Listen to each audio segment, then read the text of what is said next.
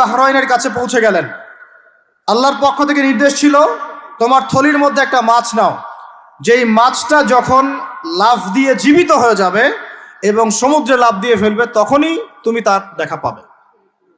একটা মৃত মাছ তিনি নিলেন, হাঁটা শুরু করলেন, যোজন যোজন দূর চলতেই থাকলেন, হাঁটতেই থাকলেন।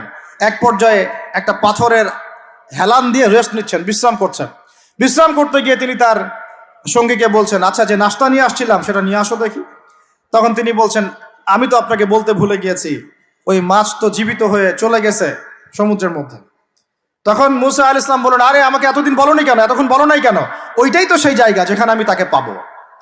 তারা আবার ব্যাক করলেন, সেই জায়গায় দেখলেন পাথরের উপরে সেই নাম খিদির আলাইহিস সালাম। খিদির শব্দের অর্থ শ্যামল, খিদির মানে শ্যামল। হাদিসে আসছে তিনি যেখানে যেতেন মৃত জায়গার উপরে বসলে সেই জায়গা সবুজ হয়ে যেত। সুবহানাল্লাহ। তো খিদির মানে শ্যামল, সবুজ আলাইহিস সালাম। এখন তিনি পাথরের উপরে বসে আছেন, নবী মুসা আলাইহিস সালাম গিয়ে সালাম দিলেন, বললেন আসসালামু আলাইকুম ওয়া রাহমাতুল্লাহ। তখন তিনি বলছেন, ওয়া আলাইকুম আসসালাম ওয়া রাহমাতুল্লাহি ওয়া বারাকাতুহু।